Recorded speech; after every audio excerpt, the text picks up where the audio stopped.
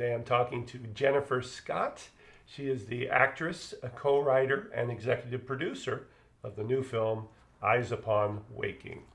I wanted to ask you about the patients that you drew within the clinic setting in the screenplay. They do have a One Flew Over the Cuckoo's Nest feel to them, just because whenever you see an ensemble in any kind of clinic, you immediately think of that film. So were they based on the other persons you actually encountered in your recovery, or do they represent different parts of you during the recovery?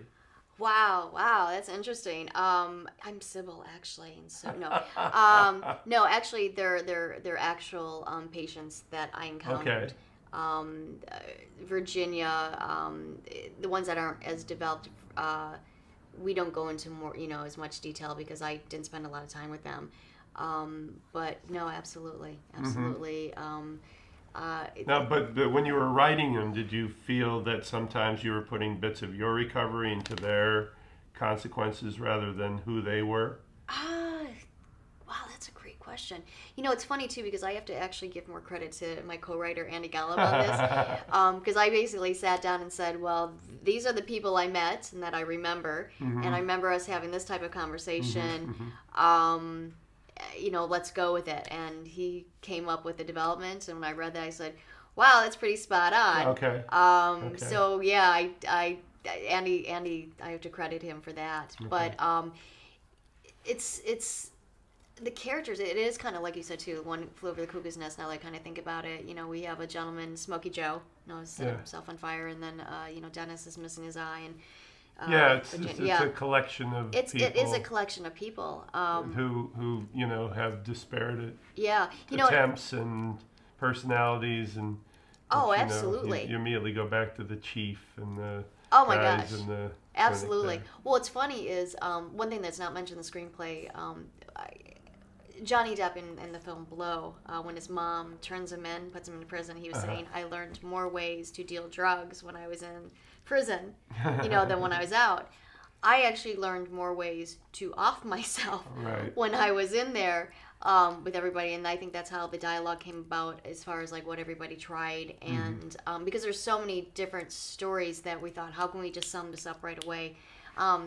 It's probably a 5-minute piece that's going to get cut down to like 2 minutes, but it does open your eyes to, holy crap, how many times have you tried, and what kind of drugs are you on? And I didn't even know that stuff was out there. What characteristics did you give your main character, Taryn, that you don't necessarily possess? Well, they're pretty spot on. Again, I attribute this to, my co-writer Andy, but the anger that I'm not there anymore. I mean, it's what I went through during that time. But you had that type of anger at the time. Yeah, and the anger is more being scared. I think I used it as, I'm going to show you, you're not going to get to me. But I was very, very scared. I mean, one of the opening scenes when she's in the facility, she's afraid to go out of her room. She doesn't know what's lurking around the corners because, again, I'm thinking, is somebody going to attack me? Somebody going to go crazy? The difference in this film compared to what the other films have been written on are...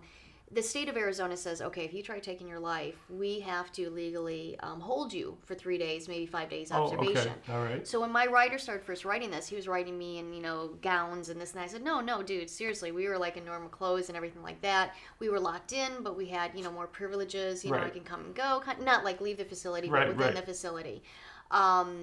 And so a lot of people don't have that, and nobody's really kind of showed this side of it. It's always like, when you're deep into the ward, and I made sure we changed the ward facility. Right.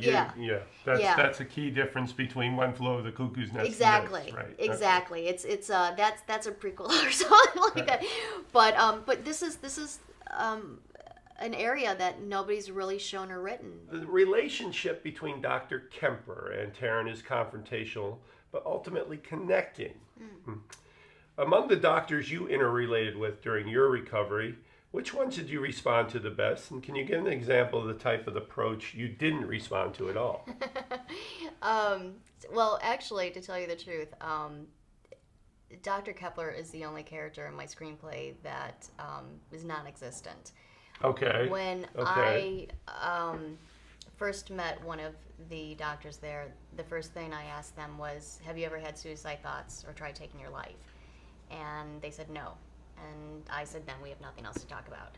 Because my thought is, how if I can't, again, understand what or why I did what I did and how I could do that, how can somebody who's never been through that or felt that be able to help me if they can't, if they were never that low? But I think there are levels of experience with that. I mean, you might not be honest when you say you've never had end of life thoughts. I don't think anybody can be honest and say that they've never felt that way.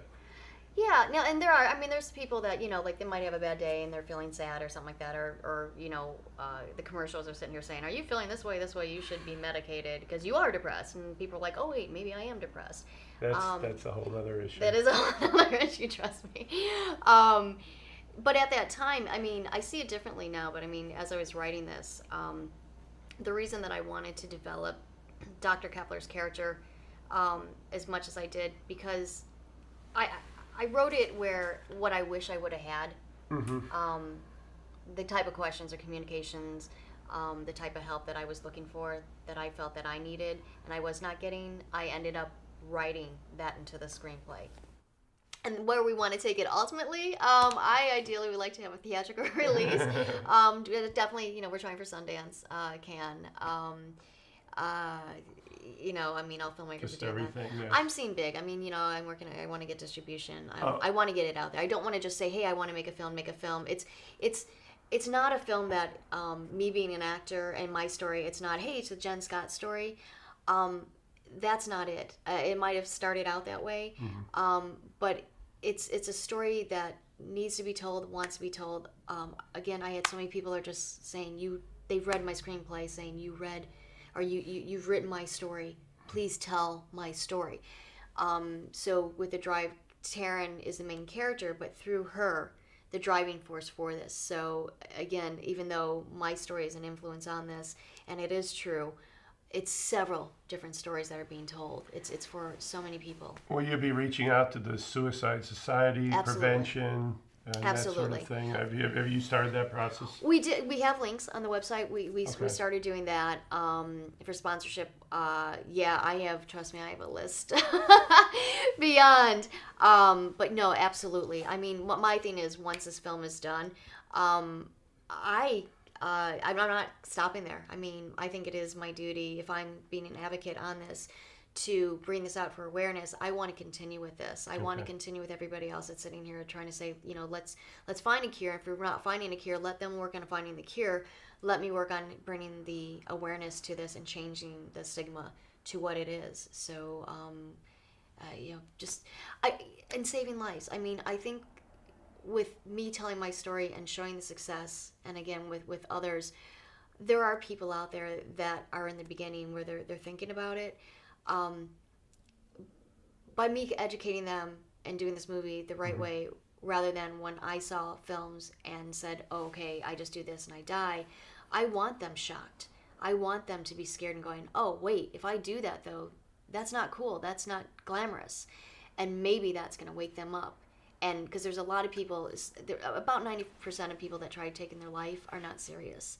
And if we can use this film as a wake-up call, and help work, I mean, I'd like to work on the other end too by getting better help for people. I'm sure there's probably more out there than when I went on my journey 10 years ago. I'm not sure. It's just, everybody's journey is different. And so if whatever I can do and whatever I can find. So thank you to Jennifer Scott, the co-writer, actress, and executive producer of Eyes Upon Waking. Good luck to you. Thank you. Thank you very much.